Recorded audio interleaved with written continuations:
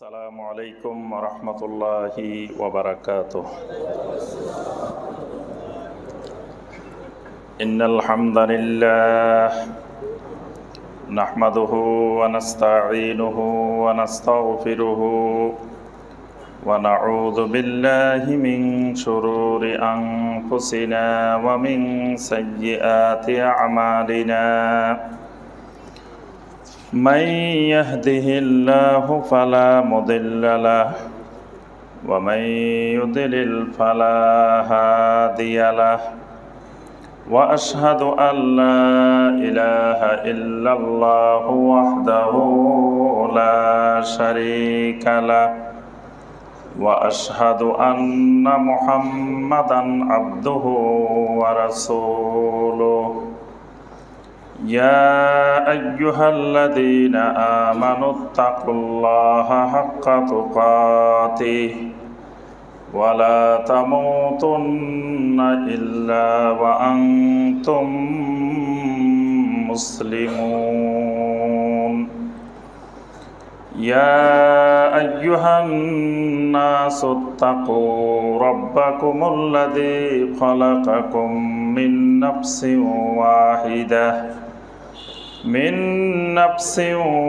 واحدة وخلق منها زوجها وبث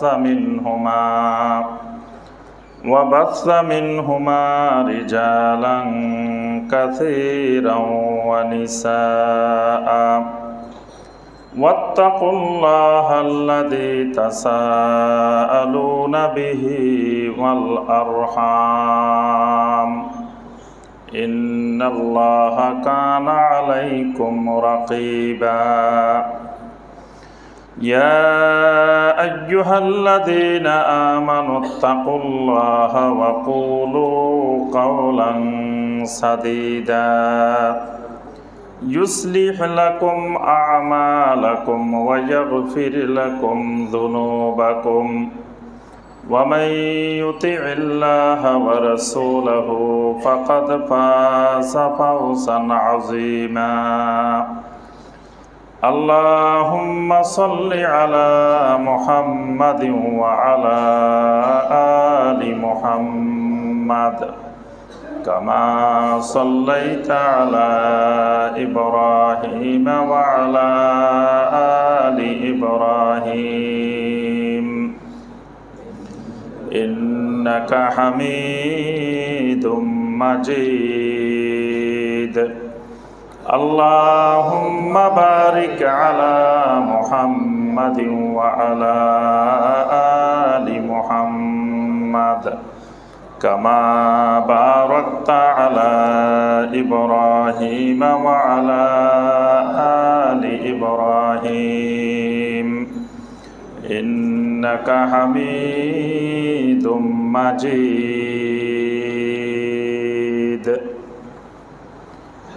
মুআজ্জাজ মুকাররাম উলামায়ে কেরাম, সম্মানিত মুরব্বিয়ানে আযম, দিনদার মুসলিম ভাইয়েরা,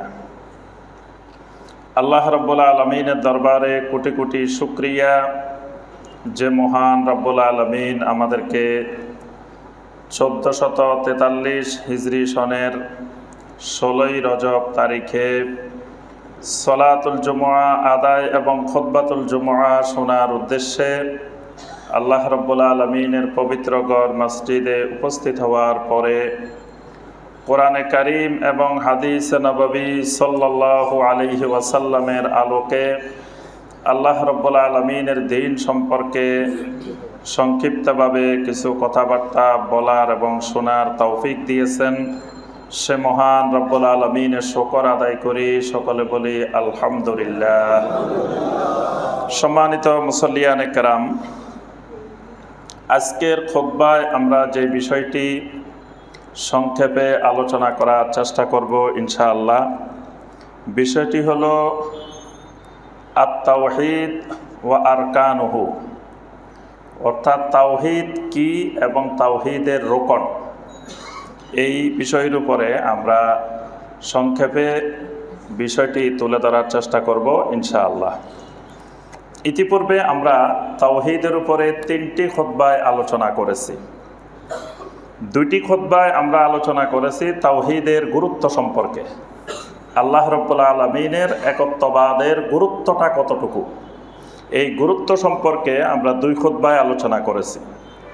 এরপরে আরেকটি খুতবায় আমরা আলোচনা করেছি তাওহীদের উপরে চলতে গেলে যে কায়দাগুলো, যে উসুলগুলো, যে নীতিমালাগুলো মেনে চলতে হবে, সেই নীতিমালাগুলো সম্পর্কে আমরা এর আগের খুতবায় আলোচনা করেছি।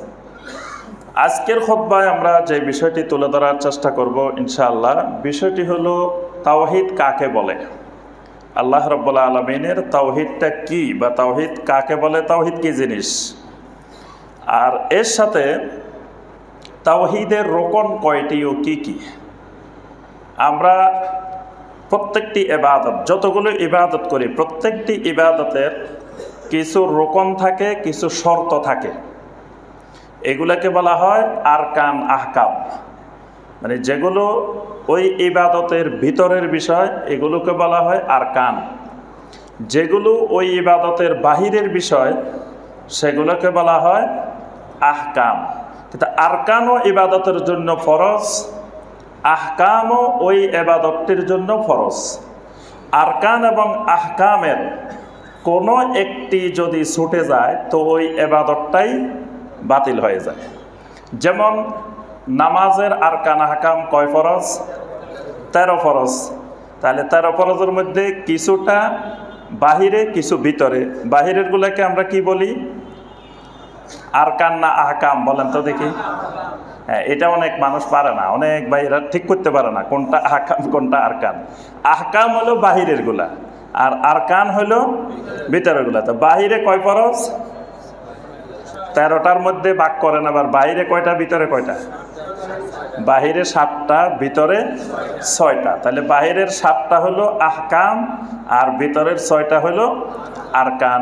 এই 13টার একটা যদি কোনো কারণে বাদ পড়ে যায়, একটা যদি অনুপস্থিত থাকে, তাহলে পুরা সালাতটাই, পুরা ইবাদতটাই বাতিল। তাকে আবার নতুন করে দোহরাই আবার তাকে সালাত আদায় করা লাগবে। তা এইভাবে প্রত্যেকটি ইবাদতের, প্রত্যেকটি আমলের কিছু আরকান আছে, কিছু আহকাম আছে। এই জন্য ঈমানেরও কিছু আহকাম আছে, কিছু আরকান আছে। কিন্তু দেখা যায় অত্যন্ত দুঃখের বিষয় যে আমরা যারা নামাজের আরকান আহকাম জানি, ঈমানের আরকান আহকাম জানি না। ঈমানের ভিতরে আরকান কয়টা, বাহিরে কয়টা, এগুলো সম্পর্কে অনেকেই আমরা জানি না। আচ্ছা, তাহলে এবার বলেন দেখি ঈমানের আরকান আহকাম কোনগুলা? ভিতরে কয়টা, বাইরে কয়টা? জি, ভিতরের গুলা হলো আমরা যেগুলা ইমানে মুফাসসালের মধ্যে বলে আমানতু বিল্লাহি ওয়া মালাইকাতিহি ওয়া কুতুবিহি ওয়া রুসুলিহি, এগুলা হলো ইমানের ভিতরের গুলা আরকান। আর বাহিরেরও আছে এরকম 8টা, বাহিরেরও এরকম 8টা শর্ত আছে। এবং এই বিষয়ের উপরে আমি একটা বইয়ে লিখেছি যে কালেমায়ে শাহাদাতের গুরুত্ব ও শর্ত। এই শর্ত মানে ইমানের শর্তগুলো, যে ইমানের 8টা শর্ত এই কালেমার সাথে জড়িত আছে। তা আরকানগুলো যেরকম জানি, আরকানুল ইমানের উপরেও আমার আরেকটা বই আছে শুধু ইমানের রোকনগুলা, ভিতরের গুলা। আর আর শর্তটা হলো বাহিরের গুলা। 8টা শর্ত আছে ইমানের বাহিরে। আমাদের আলোচনার বিষয় তাওহীদের রোকন, তাওহীদের শর্ত, মানে পুরা ইমানের না, ইমানের একটা অংশের নাম তাওহীদ। মানে ইমানের ভিতরে যতগুলো অংশ আছে, 1 নম্বরটা হলো আমানতু বিল্লাহ। 1 নম্বর হলো আল্লাহ রাব্বুল আলামিনের উপরে ঈমান। এই আল্লাহ রাব্বুল আলামিনের উপরে ঈমানের মধ্যেই তাওহীদ। আবার ফেরেশতাদের ঈমানের মধ্যে তাওহীদ নাই। তারপরে আল্লাহর কিতাবের ঈমানের মধ্যে তাওহীদ নাই। তারপরে ফেরেশতাদের, তারপরে রাসূলদের উপরে ঈমানের মধ্যে তাওহীদ নাই। আখিরাতের ঈমানে তাওহীদ নাই। তাওহীদটা শুধুমাত্র 1 নম্বর যেই রোকনটা আল্লাহ রাব্বুল আলামিনের প্রতি ঈমান, এই ঈমানের সাথে সম্পৃক্ত হলো তাওহীদ। তো ঠিক তাওহীদেরও কিছু রোকন আছে, কিছু শর্ত আছে। এই জন্য ঈমানে মুজমাল যেটা, এই মুজমালের ভিতরে আমরা কি বলি? আমানতু বিল্লাহি কামা হুয়া বিআসমাইহি ওয়া সিফাতিহি ওয়া কাবিলতু জামিয়া আহকামিহি ওয়া আরকানিহি। আমানতু বিল্লাহ, আল্লাহ রাব্বুল আলামিনের উপরে আমি এমনভাবে ঈমান আনলাম, কামা হুয়া বিআসমাইহি ওয়া সিফাতিহি, যেমনিভাবে আল্লাহ রাব্বুল আলামিনের নাম এবং গুণাবলী আছে, আল্লাহর সকল নাম এবং সকল সিফাত গুণাবলী সহকারে ঈমান আনলাম। মানে আল্লাহ রাব্বুল আলামিনের উপরে ঈমান আনলে আল্লাহর কোনো নামের উপরে যদি ঈমান না আনে তো ঈমান হবে না। যেমন আরবের কাফেরেরা, মুশরিকেরা আল্লাহর অনেক নামের উপরে ঈমান আনতো। তারা আল্লাহকে রাহিম মনে করতো, আল্লাহকে তারা রাহিম বলতো, কিন্তু আল্লাহকে রহমান মনে করতো না। এই জন্য আল্লাহ রাব্বুল আলামিন সূরা আল ফাতিহার মধ্যে একসাথে দুইটা নাম বলছেন, আগে রহমান বলছেন, তারপরে রাহিম বলছেন। আর রহমানির রাহিম, আলহামদুলিল্লাহি রাব্বিল আলামিন, আর রহমানির রাহিম। রাহিমটা আল্লাহ পাক পরে বলছেন, রহমানটা আগে বলছেন। কারণ কাফেরদের মুশরিকদের আপত্তিটা ছিল রহমান নিয়ে। তারা বলতো আমার রহমান, রহমানকে, রহমান আমরা চিনি না, রাহিমকে তো আমরা চিনি। মানে রাহিম আল্লাহ, এটা তারা বুঝতো, কিন্তু রহমান বুঝতো না। এই জন্য আল্লাহ রাব্বুল আলামিন কোরআনে কারিমে সূরা আর রহিম নাজিল করেন নাই, সূরা আর রহমান নাজিল করছেন। কোরআনে কারিমে একটা সূরা আছে, সূরা আর রহমান। আল্লাহ রাব্বুল আলামিনের এই নামটা নিয়ে মুশরিকদের অনেক আপত্তি ছিল। এই জন্য আল্লাহ পাক রহমান কে, এই রহমানের পরিচয় আল্লাহ রাব্বুল আলামিন এখানে এই সূরাটির মধ্যে বিস্তারিত আল্লাহ রাব্বুল আলামিন তুলে ধরেছেন। তাহলে আল্লাহ রাব্বুল আলামিনের উপরে ঈমান আনতে হলে আল্লাহর সকল নামের উপরে ঈমান আনতে হবে। পাশাপাশি আল্লাহ রাব্বুল আলামিনের যত সিফাত আছে সকল সিফাতের উপরেও ঈমান আনতে হবে। আমরা সিফাতের উপরে আরেক খুতবা ইনশাআল্লাহ পরবর্তীতে আলোচনা করব। এরপরে আমরা বলতেছি ওয়া কাবিলতু জামিয়া আহকামিহি ওয়া আরকানিহি, এই আল্লাহর উপরে ঈমানের সাথে যত আরকান আহকাম আছে এইগুলো আমি কবুল করে নিলাম। আমরা যখন বিয়ের অনুষ্ঠানে বিয়ে পড়াই, তখন মেয়ের বাবা প্রস্তাব দেন, এত টাকা মোহরের বিনিময়ে তোমার কাছে আমার মেয়ে বিবাহ দেওয়ার জন্য প্রস্তাব করছি। তো ছেলে কি বলে যে আলহামদুলিল্লাহ আমি কবুল করলাম। এই কবুল করার আগ পর্যন্ত বিয়ে হয় নাই। যতক্ষণ বলবে না যে আলহামদুলিল্লাহ আমি কবুল করছি, কাবিল তো আমি কবুল করলাম, এই কবুল না করার আগ পর্যন্ত বিয়ে সংগঠিত সব হয়ে গেছে, খাওয়া দাওয়া হয়ে গেছে, সব ঠিক হয়ে গেছে, সব লেখা হয়ে গেছে, কিন্তু এখনো স্বামী বলে নাই যে কবুল করলাম, এতক্ষণ তার বিয়ে সংগঠিত হয় নাই। ঠিক একইভাবে যদি কেউ কাবিল তো ঈমানের ক্ষেত্রেও যতক্ষণ বলবে না মনে প্রাণে যে আমি ঈমানের সকল আহকাম আরকাম কবুল করে নিলাম, এই কবুল না করলে ততক্ষণ সে ঈমানদার হয় না। কবুল করার আগ পর্যন্ত সে কাফের, সে মুশরিক। যখনই সে কবুল করে নিবে সব ঈমানের আরকান আহকাম, তখনই সে হয়ে যাবে ঈমানদার। এই জন্য ঈমানের ঘোষণা ওয়া কাবিলতু জামিয়া আহকামিহি ওয়া আরকানিহি। কিন্তু দেখা যায় আমরা এই কবুল করে বসে রয়েছি, কিন্তু কি কবুল করছি ওইটা জানার চেষ্টা করি না। এমনি সবাই কিন্তু জানি এটা ওয়া কাবিলতু জামিয়া আহকামিহি ওয়া আরকানিহি, সকল আহকাম সকল আরকান সব কবুল করছি। এখন যদি জিজ্ঞাসা করি যে ভাই আহকাম কবুল করছেন, আহকাম কোনটা কোনটা বলেন দেখি, আরকান কবুল করছেন, আরকান কোনটা কোনটা বলেন দেখি, দেখবেন খুব কম সংখ্যক ভাই আছি আমরা বলতে পারবো, বাকিরা বলতে পারবো না। এজন্য বিয়ের দিন কবুল বলি কেউ যদি চলে আসে, কারে বিয়ে করছে, কোন বাড়িতে বিয়ে করছে, কোন জায়গার মেয়ে, আর খোঁজ খবরও নেয় নাই। একদিন খালি কবুল বলি বাস চলে আসছে। 1 বছর 2 বছর 3 বছর 4 বছর চলে গেছে, আর কোনো খবর এনে না, তো এই বিয়ে ভেঙে যায়। ঠিক একইভাবে কেউ যদি ওয়া কাবিলতু জামিয়া আহকামিহি ওয়া আরকানিহি কবুল করার পরে কি কবুল করছে জীবন আর খবরও নেয় নাই, কি কবুল করলাম, আহকাম কি, আরকান কি, খবর এনে নাই, এই লোকেরও ঈমান তার থেকে বিদায় নিয়ে যায়। এই লোকের ভিতরেও ঈমান থাকে না, কারণ সে ঈমানের খবরে রাখে না, ঈমানের খোঁজ খবরও নেয় না যে কি ঈমান কি জিনিস, কিভাবে গ্রহণ করতে হয়, কিভাবে ঈমান চলে যায়, কিভাবে ঈমান ভেঙে যায়, এই খবরও তার নাই। এই জন্য এই তাওহীদের লা ইলাহা ইল্লাল্লাহর কিছু রোকন আছে, কিছু শর্ত আছে, আহকাম আছে, আহকাম। আমরা আজকে আলোচনা করব আরকানগুলো সম্পর্কে। তো অনেক লম্বা আলোচনা, আমরা একবারে সংক্ষেপে মূল পয়েন্টগুলো আলোচনা করার চেষ্টা করব ইনশাআল্লাহ। প্রথমে আসি আমরা তাওহীদের কালেমা কোনটা, তাওহীদের বাক্যটা আগে জানতে হবে যে কোনটা তাওহীদের বাক্য। তাওহীদের বাক্য জানলে অনেক কিছু তাওহীদের সম্পর্কে এখান থেকে বের হয়ে আসবে। তাওহীদের বাক্যটা হলো লা ইলাহা ইল্লাল্লাহু মুহাম্মাদুর রাসূলুল্লাহ সাল্লাল্লাহু আলাইহি ওয়াসাল্লাম। এই বাক্যটার ভিতরে দুইটা তাওহীদ। প্রথম অংশের মধ্যে লা ইলাহা ইল্লাল্লাহর মধ্যে একটা তাওহীদ, মুহাম্মাদুর রাসূলুল্লাহ সাল্লাল্লাহু আলাইহি ওয়াসাল্লাম এই বাক্যের মধ্যে আরো একটা তাওহীদ। প্রথম বাক্যের তাওহীদটা হলো আল্লাহ রাব্বুল আলামিনের ইবাদতের মালিকানার তাওহীদ। লা ইলাহা ইল্লাল্লাহর মধ্যে আল্লাহ একমাত্র ইবাদতের মালিক, আল্লাহর ইবাদতের মালিকানাটা একমাত্র, এই একমাত্রটা আল্লাহর তাওহীদ। আর মুহাম্মাদুর রাসূলুল্লাহ সাল্লাল্লাহু আলাইহি ওয়াসাল্লাম এটার মধ্যেও তাওহীদ আছে। এই তাওহীদটা হলো আল্লাহর সকল ইবাদত একমাত্র মুহাম্মাদুর রাসূলুল্লাহ সাল্লাল্লাহু আলাইহি ওয়াসাল্লামের পদ্ধতির তাওহীদ। প্রথমটা হলো ইবাদতের মালিকানার তাওহীদ, মানে যত ইবাদত করব একমাত্র আল্লাহর জন্য, আল্লাহ ছাড়া কারোর জন্য ইবাদত করা যাবে না, করলে আর তাওহীদ থাকবে না, ঈমান থাকবে না।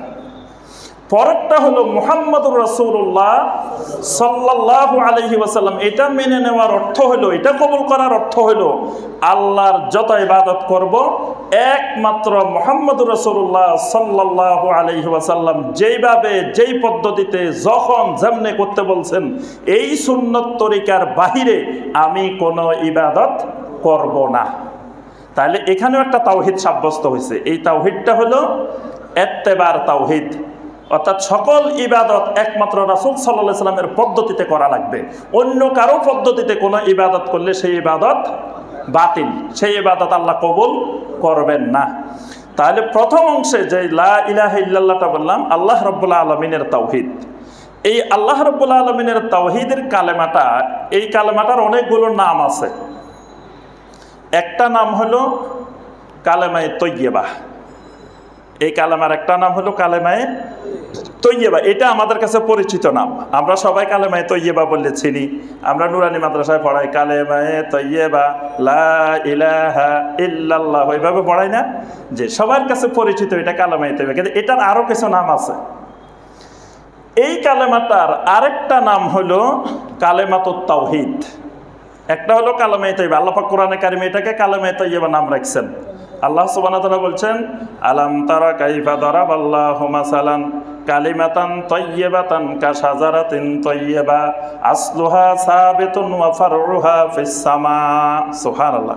আল্লাহ পাক বলেন আমি তোমাদেরকে এমন এক কালেমায়ে তৈয়্যিবা দিছি, এমন এক পবিত্র কালেমা দিছি, এটা কাশাজারাতিন তাইয়্যিবা, এটা একটা পবিত্র গাছের মতো। সুবহানাল্লাহ। আসলুহা সাবিতুন ওয়া ফারউহা ফিস সামা, এই গাছের শিকড় পুরা জমিন ব্যাপী বিস্তৃত, এই গাছের শাখা প্রশাখা আসমান ব্যাপী বিস্তৃত। সুবহানাল্লাহ। কালেমায়ে তৈয়্যিবা এমন একটা গাছ, এই গাছের শিকড় পুরা জমিন যত দূর আছে এই গাছের শিকড় তত দূর আছে। এজন্য কেউ যদি কালেমায়ে তৈয়্যিবার শিকড় কাটতে চায় তো সে নিজেই কেটে যাবে, শিকড় জীবনেও কাটতে সক্ষম হবে না। কিয়ামতের আগ পর্যন্ত, কিয়ামতের পূর্ব পর্যন্ত দুনিয়ার এমন কোনো শক্তি নাই, দাজ্জালের মতো মহাফিতনাও কালেমায়ে তৈয়্যিবার শিকড় কাটতে পারবে না। কারণ এটার শিকড়কে আল্লাহ রাব্বুল আলামিন পুরা জমিনের মধ্যে গেঁথে দিয়েছেন, আর এটার শাখা প্রশাখা পুরা আসমান ব্যাপী বিস্তৃত। সুবহানাল্লাহ। তাহলে আল্লাহ পাক এটার নাম রাখছেন কালেমায়ে তৈয়্যিবা। আবার এটার নাম কালেমাতুত তাওহীদ, এটা তাওহীদের কালেমা। এখানে দুই তাওহীদ, আল্লাহ রাব্বুল আলামিনের তাওহীদ এবং মুহাম্মদুর রাসূলুল্লাহ সাল্লাল্লাহু আলাইহি ওয়াসাল্লামের তাওহীদ। এই কালেমার আরেক নাম কালেমাতুল ইখলাস। এই কালেমার আরেক নাম কালেমাতুল ইখলাস। সূরা ইখলাস আছে না কোরআনে কারিমে? কোন সূরাটা? কুল হুয়াল্লাহু আহাদ। এই সূরাটার ভিতরে কোনো জায়গায় ইখলাস শব্দটা কিন্তু নাই। কোনো জায়গায় আছে? নাই। সব সূরার নামের মধ্যে অধিকাংশ দেখবেন ওই সূরার নামটা সূরার ভিতরে কোনো এক আয়াতের মধ্যে আছে, কিন্তু এই সূরার দেখেন ভিতরে কোনো জায়গায় ইখলাস শব্দটা নাই, কিন্তু সূরাটার নাম সূরাতুল ইখলাস, অর্থাৎ তাওহীদের আরেক নাম ইখলাস। এখানে আল্লাহ রাব্বুল আলামিনের পরিচয়, আল্লাহ সুবহানাহু ওয়া তাআলা কে, এই পরিচয়টা আল্লাহ পাক এখানে দিয়েছেন। কাফের মুশরিকরা এসে নবী সাল্লাল্লাহু আলাইহি ওয়াসাল্লামকে জিজ্ঞাসা করতো তোমার রবের একটু পরিচয় দাও, আররিফ রাব্বাক, তোমার রবটা কে, সেই রবের পরিচয় একটু আমাদেরকে দাও না শুনি। তো খালি রবের পরিচয় চায়। আল্লাহ রাব্বুল আলামিন মাত্র ছোট্ট 4টা বাক্যে এত ছোট্ট করে আল্লাহ রাব্বুল আলামিনের পুরা পরিচয়টা দিয়ে দিয়েছেন। সুবহানাল্লাহ। 4 বাক্যে আল্লাহ রাব্বুল আলামিনের সম্পূর্ণ পরিচয় আল্লাহ পাক এখানে দিয়ে দিয়েছেন। এই জন্য এই সূরাটা সুলুসুল কোরআন, তাদেলু সুলুসুল কোরআন। নবী সাল্লাল্লাহু আলাইহি ওয়াসাল্লাম বলেন এটা কোরআনে কারীমের 1/3 সমান। সুবহানাল্লাহ। বাক্য 4টা ছোট্ট সূরা, কিন্তু কোরআনে কারীমের 1/3 সমান সূরাতুল ইখলাস। এত গুরুত্ব কেন? এটার ভিতরে আল্লাহ রাব্বুল আলামিনের পরিচয়, আল্লাহর তাওহীদ বর্ণনা করা হয়েছে। তাহলে এই কালেমে তৈয়্যিবা যেটা, এটার আরেক নাম কালেমাতুল ইখলাস, এটার আরেক নাম কালেমাতুত তাকওয়া, এটার আরেক নাম কালেমাতুত তাকওয়া। এইটা যে গ্রহণ করবে তার ভিতরে তাকওয়া আসবে। এটা গ্রহণ না করলে সে জীবনেও মুত্তাকিন হইতে পারবে না। মানে যত ইবাদত করুক কিন্তু সে জীবনেও মুত্তাকিন হবে না যতক্ষণ পর্যন্ত না তার ভিতরে কালেমে তৈয়্যিবা না আসবে। এই জন্য আল্লাহ পাক এটার নাম রাখছেন কালেমাতুত তাকওয়া। আল্লাহ পাক এটার নাম রাখছেন আল কালিমাতুস সাওয়া। কালিমাতুস সাওয়া মানে এটা আদম আলাইহিস সালাম থেকে শুরু করে কিয়ামত পর্যন্ত এক কালেমা। মানে যুগে যুগে কালেমার দ্বিতীয় অংশ পরিবর্তন হয়েছে, কিন্তু প্রথম অংশ পরিবর্তন হয়নি। আদম আলাইহিস সালামের সময়ও কালেমার প্রথম অংশ ছিল লা ইলাহা ইল্লাল্লাহ, শেষের অংশে ছিল আদম সফিউল্লাহ। ইব্রাহিম আলাইহিস সালামের সময় আসে লা ইলাহা ইল্লাল্লাহ, ইব্রাহিম খলিলুল্লাহ। এরপরে নূহ আলাইহিস সালামের সময় লা ইলাহা ইল্লাল্লাহ, নূহুন নবিয়ুল্লাহ। এইভাবে ঈসা রূহুল্লাহ, মুসা কালিমুল্লাহ। যুগে যুগে পরের অংশ চেঞ্জ হয়েছে, কিন্তু প্রথম কালেমাটা চেঞ্জ হয় নাই। এই জন্য এটার আরেক নাম কালেমাতুস সাওয়া। যেমন আল্লাহ পাক নবী সাল্লাল্লাহু আলাইহি ওয়াসাল্লামকে বলছেন, আপনি আহলে কিতাবদেরকে ডাকেন, কুল ইয়া আহলাল কিতাব তাআলাউ ইলা কালিমাতিন সাওয়াইম বাইনানা ওয়া বাইনাকুম। এমন একটা কালেমার দিকে আসো যেই কালেমা আমাদের মাঝে আর তোমাদের মাঝে সমান। অর্থাৎ তোমাদের মাঝে আর আমাদের মাঝে সমস্যা তো পরের অংশ। আল্লাহ পাক ইহুদি এবং নাসারাদেরকে বলতেছেন, তোমাদের সাথে আমাদের গন্ডগোল হলো শেষের অংশ। তোমরা বলতেছো মুসা কালিমুল্লাহ, ঈসা রুহুল্লাহ, আমরা বলতেছি মুহাম্মাদুর রাসূলুল্লাহ সাল্লাল্লাহু আলাইহি ওয়াসাল্লাম। কিন্তু প্রথম অংশ তো তোমাদের যেটা আমাদেরও সেটা। তা আসো প্রথম অংশে আমরা ঐক্য হয়ে যাই। তো প্রথম অংশ ঐক্য হয়ে গেলে সে দ্বিতীয় অংশ ঐক্য হইতে বাধ্য।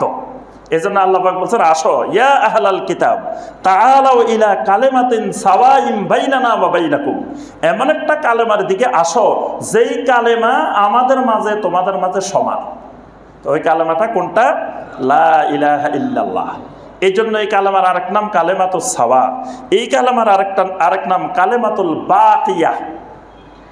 কালেমাতুল বাকিয়া মানে দুনিয়ার সব কিছু দুনিয়াতে থেকে যাবে, কিন্তু এই কালেমা নিয়ে কবরে যাওয়া লাগবে। যদি বলেন যে না, জায়গা জমিন সব ছেলেমেয়ের জন্য, কালেমাও ছেলেমেয়ের জন্য রাখি যাই, কালেমা রাখি যাওয়া যাবে না। কালেমা সাথে করে নিয়ে যাওয়া লাগবেই। কারণ কবরে গেলেই প্রথম কালেমার প্রশ্ন, প্রথম ইমানের প্রশ্ন পরীক্ষা। তো যদি সব কিছু যেমন দুনিয়াতে রেখে যায়, কেউ যদি কালেমাটাও দুনিয়াতে রেখে যায়, এই লোক জান্নাত পাবে না। কালেমা সাথে না থাকলে জান্নাত পাওয়া যাবে না। কারণ মান কানা আখিরু কালামিহি লা ইলাহা ইল্লাল্লাহ দাখালাল জান্নাহ। যেই লোকের সর্বশেষ কালাম হবে লা ইলাহা ইল্লাল্লাহ দাখালাল জান্নাহ, সেই জান্নাতে প্রবেশ করবে। তাহলে লা ইলাহা ইল্লাল্লাহ সাথে না নিয়ে গেলে জান্নাতে প্রবেশ করা যাবে না। এই জন্য সব দুনিয়াতে রাখি যেতে হবে, কিন্তু লা ইলাহা ইল্লাল্লাহ নিয়ে যাওয়া লাগবে। এই জন্য এই কালেমার আরেক নাম আল কালিমাতুল বাকিয়া। এই কালেমার আরেক নাম আল উরওয়াতুল ওয়াসকা। উরওয়াতুল ওয়াসকা মানে এমন শক্ত পাকানো রশি, এই রশি দুনিয়ার সমস্ত শক্তি মিলে টানলেও ছিঁড়তে পারবে না। মানে যেই লোকটার ভিতরে এই কালেমা ঢুকছে, এই লোকের যদি সারা দুনিয়ার সমস্ত তাগুতি শক্তি, কুফরি শক্তি তার ঈমান বের করার জন্য টানে, তো টানি বাইর করতে পারবে না। প্রয়োজনে লোকটাকে মেরে ফেলতে পারবে, কেটে টুকটা টুকটা করে ফেলতে পারবে, আগুনে জ্বালাই ফেলতে পারবে, কিন্তু কালেমা বের করতে পারবে না। কালেমা থেকে তাকে আলাদা করতে পারবে না। কত সাহাবায়ে কেরামকে নির্যাতন করে করে এইভাবে মেরে ফেলছে, শহীদ করে দিছে, কত নির্মম নির্যাতন করেছে, কিন্তু কালেমা থেকে আলাদা করতে পারেনি। এই জন্য আল্লাহ রাব্বুল আলামিন এই কালেমার নাম রাখছেন আল উরওয়াতুল ওয়াসকা। এইভাবে আল্লাহ পাক কালেমার অনেকগুলো নাম রেখেছেন। এবার আসি আমরা কালেমার একটু অর্থটা জানি। লা ইলাহা ইল্লাল্লাহ এটার বাংলা বলেন তো দেখি, প্রথমে আপনাদের থেকে শুনি। লা ইলাহা ইল্লাল্লাহর বাংলা বলেন। আল্লাহ ছাড়া। জি, এই কালেমার অর্থ দেখা যায় যে আমরা বেশিরভাগ এইরকম জানি যে লা ইলাহা ইল্লাল্লাহ মানে আল্লাহ ছাড়া কোনো মাবুদ নাই। অর্থটা ঠিক আছে, অর্থটা ভুল না, কিন্তু এই অর্থের মাধ্যমে আল্লাহ রাব্বুল আলামিনের তাওহীদটা পরিপূর্ণ স্পষ্ট হয় নাই। আল্লাহ ছাড়া কোনো মাবুদ নাই যদি বলি, কথাটা পূর্ণাঙ্গ হয় নাই। কারণ আল্লাহ ছাড়া তো হাজার হাজার লক্ষ লক্ষ মাবুদ আছে। মাবুদ কাকে বলে? যার ইবাদত করা হয় তার নাম মাবুদ। যাকে কেন্দ্র করে ইবাদত করা হবে, যার উদ্দেশ্যে ইবাদত করা হবে, তাকে বলা হয় মাবুদ। তাহলে দুনিয়াতে কোটি কোটি কাফেরেরা, মুশরিকেরা কত মাবুদের ইবাদত করতেছে, এগুলো তো মাবুদ। এগুলা মাবুদ না? আল্লাহ পাক কাফেরেরা যেগুলা করে এগুলাকে কিন্তু ইবাদত বলছেন। কাফেরেরা যা যা করে, মুশরিকেরা যা যা করে, মুশরিকদের এগুলাকে আল্লাহ ইবাদত বলছেন। সূরা আল কাফিরুন দেখেন ভালো করে, কুল ইয়া আইয়ুহাল কাফিরুন লা আ'বুদু মা তা'বুদুন। আল্লাহ বলছেন রাসূল আপনি বলেন, হে কাফেরেরা, লা আ'বুদু আমি তো কখনো ইবাদত করব না, মা তা'বুদুন তোমরা যাদের ইবাদত করতেছ। তাহলে কাফেরেরা যা যা করতেছে এটার আল্লাহ ইবাদত বলছেন। তাহলে কাফেরদের এগুলো ইবাদত। আচ্ছা, তাহলে কাফেরেরা যার জন্য করতেছে সেও কিন্তু মাবুদ, যাদের উদ্দেশ্যে ইবাদত করতেছে। যেমন আল্লাহ পাক সূরা হুদের 101 নম্বর আয়াতে বলছেন, ফামা আগনাত আনহুম আলিহাতুহুমুল্লাতী ইয়াদউনা মিন দুনিল্লাহি মিন শাইইন লাম্মা জাআ আমরু রাব্বিক। ফামা আগনাত আনহুম আলিহাতুহুম, তাদের মাবুদেরা তাদের কোনো কাজে লাগে নাই, কোনো উপকারে আসে নাই। কাদের মাবুদ? কাফেরদের মাবুদ। আলিহা, আল্লাহ পাক আলিহা শব্দ ব্যবহার করছেন।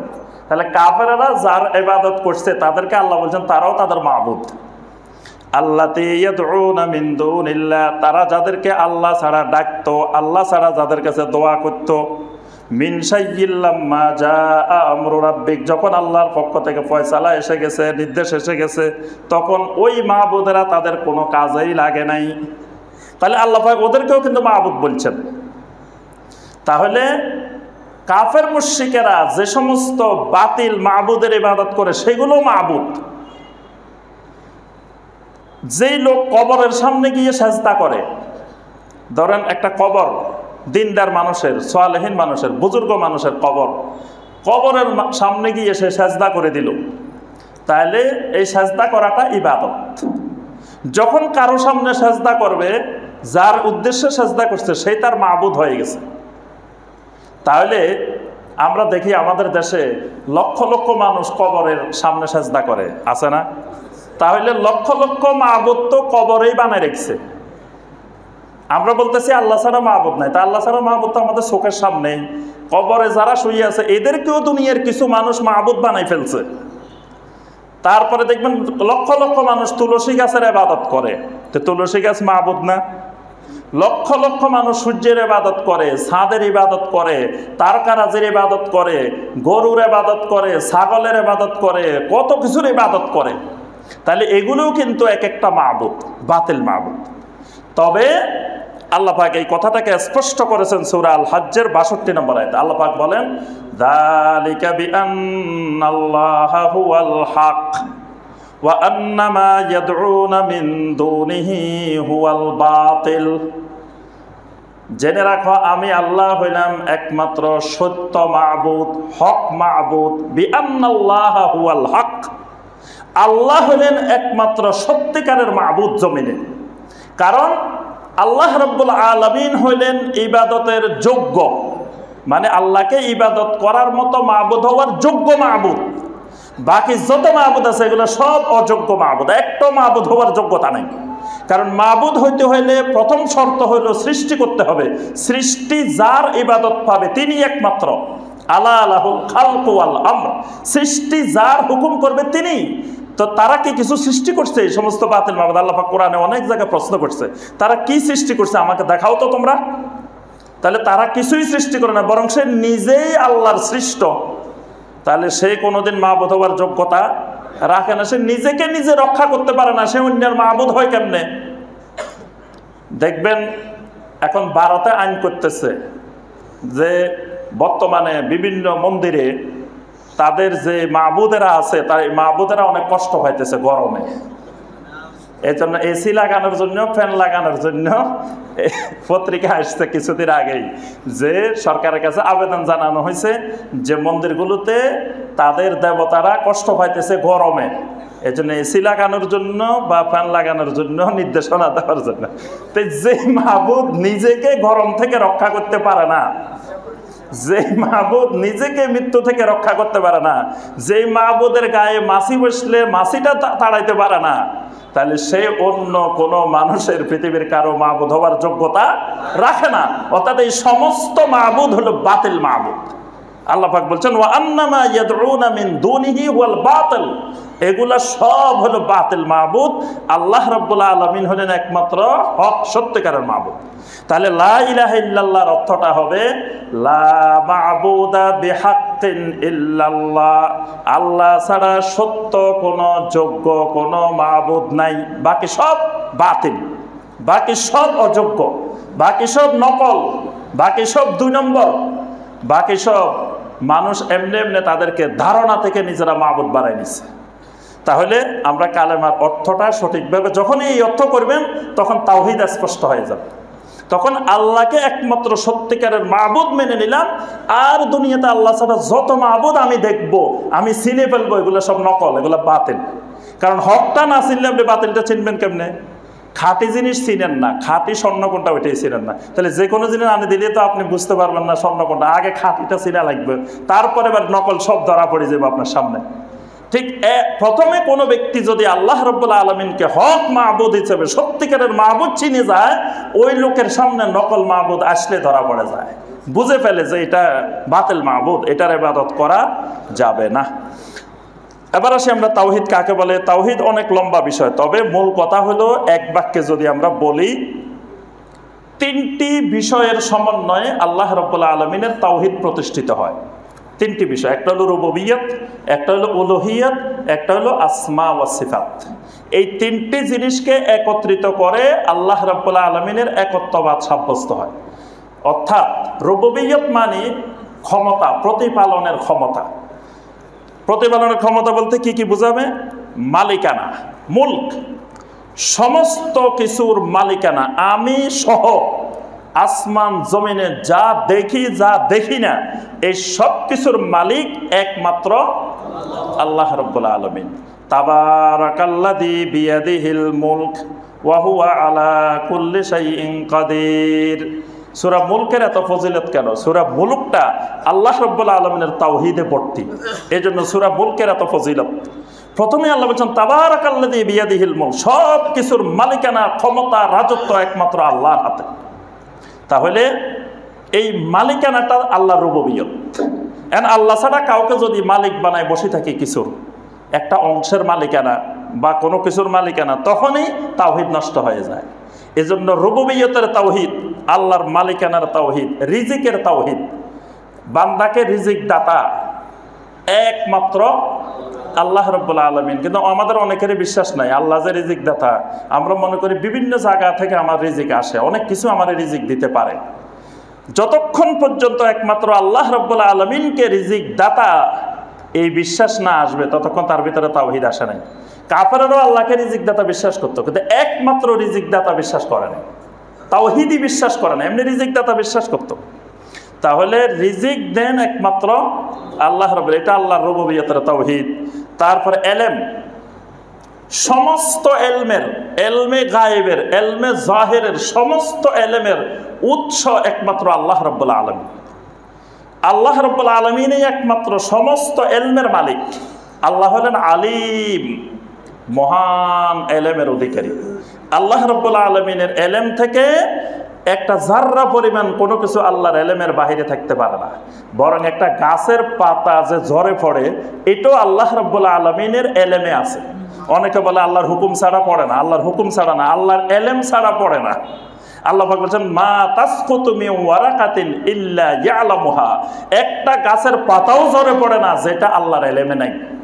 আল্লাহর ইলমটা এত বিস্তৃত, এমন কোন জায়গা নাই আসমান জমিনের ভিতরে যে জায়গাটা আল্লাহর ইলমের বাহিরে, যে আল্লাহ জানবে না এই সুযোগে আমি কিছু করে ফেলবো, এইরকম জায়গা আসমান জমিনে খুঁজে পাওয়া যাবে না। এই জন্য যিনি তাওহীদবাদী হয় উনি আল্লাহ নাফরমানি করতে পারে না, কারণ আল্লাহ নাফরমানিটা কেমনে করবে? আল্লাহ তো যেখানে যাবে সেখানে দেখে ফেলবে, যেখানে যাবে সেখানে দেখে ফেলবে। অফিসে বসে ঘুষ খাবে, হয়তো কেউ দেখবে না গোপনে, কিন্তু আল্লাহ তো দেখে ফেলবে। তাহলে একজন তাওহীদবাদী মুমিন কখনো ঘুষ খাইতে পারে না। তাওহীদবাদী মুমিন আল্লাহর কোনো নাফরমানি গোপনেও করতে পারে না, কারণ আল্লাহ দেখে ফেলতেছে। আল্লাহর ইলমের উপরে তার পরিপূর্ণ ঈমান আছে। তাহলে যেই লোক নাফরমানি করে তার তাওহীদ নটবড়ে হয়ে গেছে, তার তাওহীদ শক্ত নাই, তাওহীদ দুর্বল। সে মনে করতেছে আল্লাহকে ফাঁকি দিয়ে ফেলছে, আল্লাহ মনে হয় দেখতেছে না। আল্লাহ রাব্বুল আলামিন দেখতেছেন, আল্লাহর ইলমে আছে, এই বিশ্বাস কারোর মধ্যে থাকলে সেই জমিনে আল্লাহ নাফরমানি করতে পারে না। এই জন্য নবী সাল্লাল্লাহু আলাইহি ওয়াসাল্লাম বলছেন লা ইয়াশরাবুল খামরা হিনা ইয়াশরাবু ওয়া হুয়া মুমিন, কোন লোক ঈমানদার থাকা অবস্থায় মদ পান করতে পারে না, কোন লোক ঈমানদার থাকা অবস্থায় চুরি করতে পারে না, কোন লোক ঈমানদার থাকা অবস্থায় জানা করতে পারে না। কেন পারে না? কারণ সে তো ঈমানদার, সে তাওহীদবাদী, সে জানে জানা করতেছি কেউ না দেখলেও আমার আল্লাহ রাব্বুল আলামিন দেখে ফেলতেছেন। আমি চুরি করতেছি, বাড়িওয়ালা মালিক দেখতেছে না, কিন্তু আমার আল্লাহ দেখে ফেলতেছে। আল্লাহর তো আর না দেখায় কিছু করতে পারতেছি না। তাহলে এই জন্যই তাওহীদ দুনিয়া আখিরাতের সকল সফলতার চাবিকাঠি। তাওহীদ মানলে অন্যান্য সব অপরাধ এমনি অটোমেটিক কমে যায়। অন্যান্য অপরাধ আপনি আইন করে ওয়াজ নসিহত করে অপরাধ বন্ধ করা যায় না। ওয়াজ নসিহত করে সারা জীবন করেও অপরাধ বন্ধ হয় না, আইন করেও বন্ধ হয় না। আইন করেও দেখা যায় অপরাধ অনেক বাড়ে। অপরাধ বন্ধ করার একমাত্র চিকিৎসা তাওহীদ।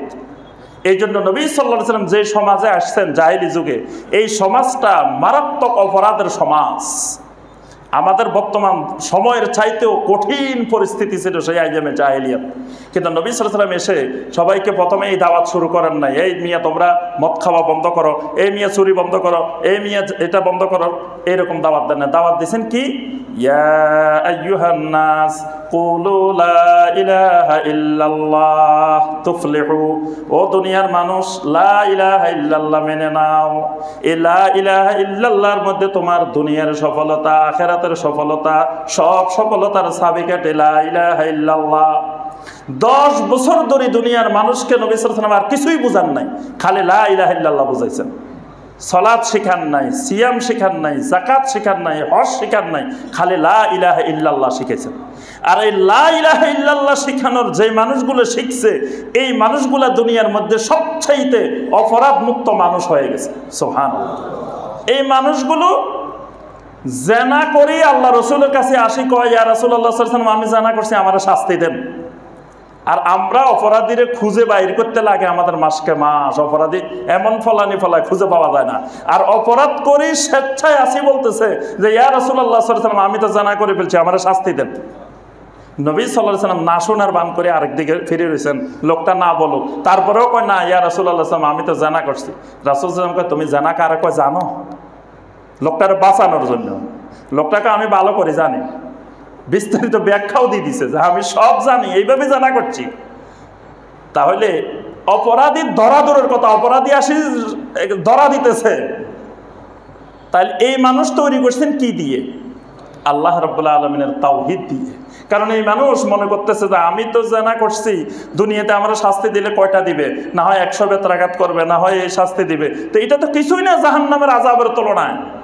কিন্তু আমি যদি শাস্তি না পেয়ে আমি যদি মারা যাই, আমার কবরে কি হবে, হাসরে কি হবে, আমার আল্লাহর কাছে তো জবাবদিহি করা লাগবে।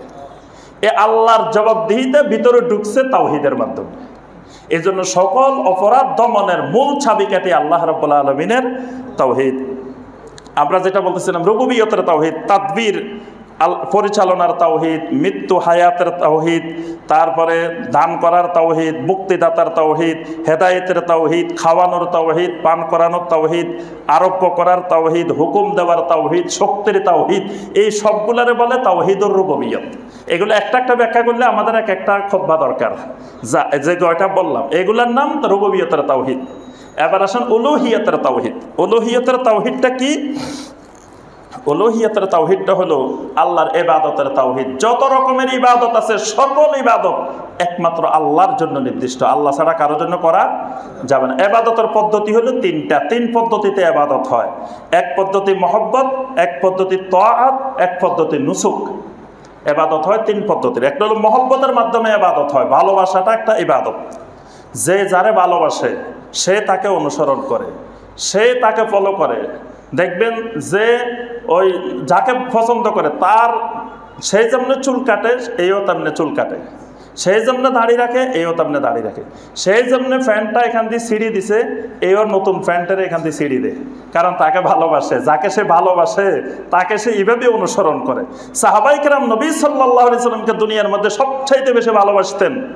এই জন্য নবী সাল্লাল্লাহু আলাইহি সাল্লাম যেমনে বসতেন সাহাবীরাও তেমনে বসতেন, নবী সাল্লাল্লাহু আলাইহি সাল্লাম যেমনে খাইতেন সাহাবীরাও তেমনে খাইতেন, নবী সাল্লাল্লাহু আলাইহি সাল্লাম যেমনে হাঁটতেন, যেখান দিয়ে নবী সাল্লাল্লাহু আলাইহি সাল্লাম জোরে হাঁটতেন সাহাবীরাও সেখান দিয়ে জোরে হাঁটতেন, যেখান দিয়ে নবী সাল্লাল্লাহু আলাইহি সাল্লাম আস্তে হাঁটতেন সেখান দিয়ে নবী সাল্লাল্লাহু আলাইহি সাল্লাম আস্তে হাঁটতেন। নবী সাল্লাল্লাহু আলাইহি সাল্লাম ওফাতের পর একদিন আব্দুল্লাহ বিন ওমর রাদিয়াল্লাহু তাআলা এক রাস্তা দিয়ে হাঁটতেছিলেন। হাঁটার সময় রাস্তা দিয়ে যাচ্ছেন, হঠাৎ করে তিনি রাস্তা থেকে নেমে গেছেন। তাবেঈনে কেরাম জিজ্ঞাসা করলেন, কি ব্যাপার, আপনি এখান দিয়ে সোজা না যায় এখান দিয়ে এইভাবে গেছেন কেন? আব্দুল্লাহ বিন ওমর রাদিয়াল্লাহু তাআলা আনহুমা বললেন, এই রাস্তাটা এখন সোজা হয়েছে, কিন্তু আমার রাসূলের সময় সোজা ছিল না। আমার রাসূল এখান দিয়ে গেছেন, এই জায়গা দিয়ে হাঁটছেন, এই জন্য আমি নতুন জায়গা দিয়ে না যাই, আমার রাসূলের জায়গা দিয়ে হাঁটছি। সুবহানাল্লাহ। এইভাবে কদম বকদম সাহাবায়ে কেরাম নবী সাল্লাল্লাহু আলাইহি সাল্লামকে অনুসরণ করতেন। কেন? মহব্বত। এই মহব্বতটা হলো ঈমানের মূল অংশ। আজকে আমাদের মুসলিমে মহব্বত নাই, তার অর্থ হলো ঈমানের সমস্যা। ঈমানের সমস্যার কারণে আজকে আমাদের মধ্যে মহব্বত নাই। দুইজন একসাথে নামাজ পড়ে, একজন আরেকজনের শত্রু মনে করে, বন্ধু মনে করে না। একজন আরেকজনের কাফের মনে করে, আমার পাশে যে পড়ছে কিন্তু আসলে কাফের, এই পাশে যেটা এটা মুনাফেক, ওই পাশে যেটা এটা ফাসেক, এইভাবেই মনে করে যে একজন আরেকজনকে, কিন্তু একসাথে নামাজও পড়তেছে। তার অর্থ হলো আমাদের ঈমানের সমস্যা। কারণ ঈমান যদি হতো এক ঈমানদার আরেক ঈমানদারকে ভালোবাসা, এটা সবচাইতে বড় ঈমান। নবী সাল্লাল্লাহু আলাইহি ওয়াসাল্লাম বলছেন, তোমাদের কেউ জান্নাতে যাবে না যতক্ষণ না ঈমানদার না হইবা, আর ততক্ষণ ঈমানদার হইবা না হাত্তা তাহাব্বু, যতক্ষণ এক ঈমানদার আরেক ঈমানদারের ভালো না বাসতে পারবে ততক্ষণ সে ঈমানদার না। লা ইউমিনু আহাদুকুম হাত্তা ইউহিব্বা লিআখিহি মা ইউহিব্বু লিনাফসিহি, নিজের জন্য যেটা পছন্দ করবে সেটা আরেক মুসলিম ভাইয়ের জন্য পছন্দ করবে না, এই লোক ঈমানদার হইতে পারে না। তাহলে বোঝা যায় সাহাবায়ে কেরাম যে মহব্বত করতেন, এই মহব্বতটা হলো ইবাদত। এই জন্য আল্লাহর ইবাদত করতে হলে আল্লাহ রাব্বুল আলামিনকে মহব্বত করতে হয়। আর আমার মহব্বতের ধরন দেখে বোঝা যাবে যে আল্লাহর উপরে আমার ঈমান কতটুকু। এটা একটা খুব সূক্ষ্ম দর্শন, সূক্ষ্ম সূত্র, যে আমি কারে কারে ভালোবাসি, এই ভালোবাসা দেখে আপনি বুঝতে পারবেন আমার ভিতরে আল্লাহর তাওহীদ আছে কিনা। যেমন ধরুন, আমি দাড়িওয়ালা মানুষ দেখলে আমি খুব ভালোবাসি, আগাই যাই। নামাজি মানুষ দেখলে আমার খুব ভালো লাগে, মনটা জুড়ে যায়। জামাজি মানুষের খাওয়াইতে মন চায়, আদর করতে মন চায়, সেবা করতে মন চায়। দিনদার মানুষ দেখলে আমার কাছে খুব ভালো লাগে। কেন ভালো লাগে? সে তো আমার আত্মীয় না, স্বজনও না, কিচ্ছু না। ভালো লাগে কেন? ভালো লাগে আমার আল্লাহর কারণে। কারণ লোকটা আমার আল্লাহর হুকুম মানে, লোকটা আমার নবীর সুন্নত মানে, এই জন্য লোকটার আমার ভালো লাগে। তার অর্থ আমার ভিতরে ঈমান ঠিক মতো আছে। কিন্তু আমার কাছে ওই বিজাতীয় কালচার ভালো লাগে, বার্থডে করতে খুব মজা লাগে, 31st নাইট করতে খুব মজা লাগে, 14 ফেব্রুয়ারির বাজে বাজে দিবস পালন করতে অনেক ভালো লাগে। তার অর্থ আল্লাহ এবং রাসূলের প্রতি আমার ভালোবাসা নাই, আমার ভালোবাসা কাফের মুশরিকদের প্রতি। এটা ঈমানের পরিচয় বহন করে যে আমার ভিতরে ঈমান কতটুকু আছে। ওই দিন আমাকে একজন বলতেছে, কয় ভাই আজকের জমানায় সুন্দর একটা পদ্ধতি আছে, বিয়ের জন্য আসলে আগে জিজ্ঞেস করি, ভাই আপনার ফেসবুকের আইডিটা কোন। তা ফেসবুকের আইডি দেখলে বুঝে ফেলতে পারি ছেলে এটা কোন মন মানসিকতার। এখন আর জিজ্ঞাসা করা লাগে না তুমি কি করো, কারে ভালোবাসো, কোন কি পছন্দ করো, কি করো, এত কিছু জিজ্ঞাসা করা লাগে না। খালি ফেসবুকটা দেখলে আপনি বাইর করে ফেলতে পারবেন এটা চিন্তা ভাবনা কি, এটা মন মানসিকতা কি। কয় আমার মেয়ের জন্য ওই দিন এক জায়গা থেকে বিয়ের জন্য আসে, তো সবাই দিনদার খুব ভালো, পরে আইডি নিলাম, দেখি যে ফেসবুকে ছেলের বাবা বউয়ের ছবি মেয়ের ছবি ফেসবুকে দিয়ে রাখছে। তো বোঝা গেছে এটা কেমন দিনদার। যেই লোক নিজের স্ত্রীর ছবি ফেসবুকে দিয়ে রাখতে পারে, মেয়ের ছবি দিয়ে রাখতে পারে, এটা কেমন দিনদার, এটা তো দেখে বোঝা গেছে। তাহলে বোঝা যায়, এবং সেখানে দেখে আপনি বুঝতে পারবেন তার মনের ভিতরে যেটা আছে সেটা সে তার অজান্তেও প্রকাশ পাবে। সে ওখানে লাইক দিবে, ওখানে শেয়ার করবে, ওখানে সে এটার বেশি বেশি পছন্দ করবে, দেখেই বোঝা যাবে সে আসলে কোন দিকে তার মন মানসিকতা। তাহলে এই মহব্বতটা একটা ইবাদত। আমরা আর বিস্তারিত যাচ্ছি না। দ্বিতীয় হলো তাআত, আনুগত্যটা একটা ইবাদত। নুসুক একটা ইবাদত। নুসুক মানে সময় ব্যয় করা, যে সময়ের কোনো মূল্য পায় না, এটাও ইবাদত। যেমন ধরেন এই নামাজ পড়তে আসছেন, নামাজ পড়ে যাওয়ার সময় কত টাকা করে পাইবেন? টাকা দিবে? এই যে এতক্ষণ সময় এখানে বসে রইলেন, যে সেই 11টা বাজে আসি 2টা পর্যন্ত বসে রয়েছেন, এই যে এতক্ষণ সময় অন্য জায়গায় কাজ করলে টাকা পাওয়া যেত, কিছু করলে টাকা পাওয়া যেত, এই সময়টা কিন্তু কিচ্ছু পাওয়া গেল না, এখানে আসে বসে রয়েছি, এই যে সময়টা ব্যয় করছে, এটার নামে ইবাদত। এটারে বলা হয় নুসুকি ইবাদত। ইবাদত দুই ধরনের, এক ধরনের ইবাদতে দুনিয়াবি কিছু ফায়দা আছে, আর আরেক ধরনের ইবাদত আছে কোনো ফায়দাই নেই। যেমন এই সালাত আদায় করছেন, এখানে কোনো ফায়দা পাওয়া গেল না, কিন্তু কোরবানি করছেন,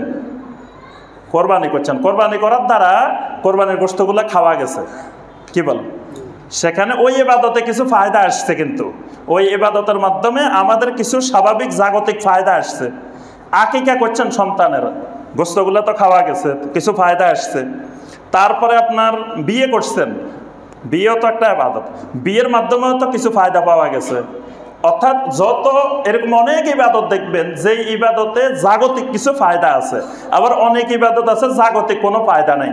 তা আমাদের সমাজের অধিকাংশ মানুষকে দেখবেন ভালো করে গভীরভাবে লক্ষ্য করলে, যে ইবাদতে জাগতিক ফায়দা আছে ওই ইবাদত বেশি বেশি করে, যে ইবাদতে জাগতিক ফায়দা নাই ওই ইবাদত করে না। এজন্য অনেক ঘরে দেখবেন কোরবানি করে, নামাজ পড়ে না। তাহলে কোরবানি যেমন ইবাদত, নামাজও তো ইবাদত, তো নামাজ পড়ে না কেন? ওইটা করে কেন? আকিকাও করে ওই বাড়িতে, কিন্তু নামাজ পড়ে না। তারপরে দেখুন ওই বাড়িতে বিয়ে শাদিও হয়, কিন্তু নামাজ পড়ে না। তার অর্থ হলো যেগুলা জাগতিক ফায়দা আছে সেগুলা করে, যেগুলো জাগতিক স্বাভাবিক ফায়দা আসে না সেগুলা করে না। এই জন্য এই জাতীয় লোকের কোনো ইবাদত আল্লাহ কবুল করে না। আর যেই ইবাদতে কেউ স্বার্থ দেখে না, নুসুক, শুধু ব্যয় করে, ওইটাই হলো প্রকৃত ইবাদত। এজন্য এই লোকগুলাকে আল্লাহ রাব্বুল আলামিন আবেদিন, এরাই আল্লাহর প্রকৃত ইবাদতকারী হয়, এটাকে বলা হয় নুসুক। আমরা ওই বিস্তারিত ব্যাখ্যা যাচ্ছি না। তাহলে এই ইবাদত সকল আল্লাহর জন্য হইলে এটার নাম তাওহীদ। আরেকটা হলো আল্লাহ রাব্বুল আলামিনের আসমা ওয়া সিফাত। আসমা ওয়া সিফাতটা কি? আল্লাহ রাব্বুল আলামিনের আসমা ওয়া সিফাত হলো, আল্লাহ সুবহানাহু ওয়া তাআলার অনেক সুন্দর সুন্দর নাম আছে কোরআনে কারিমে, আল্লাহর অনেক সিফাত আছে। যেমন আল্লাহ কথা বলেন, আল্লাহ ইচ্ছা করেন, আল্লাহ রাব্বুল আলামিন প্রথম আকাশে নেমে আসেন, আল্লাহ সব দেখেন, আল্লাহ সব শোনেন, এগুলো আল্লাহ রাব্বুল আলামিনের এক একটা সিফাত।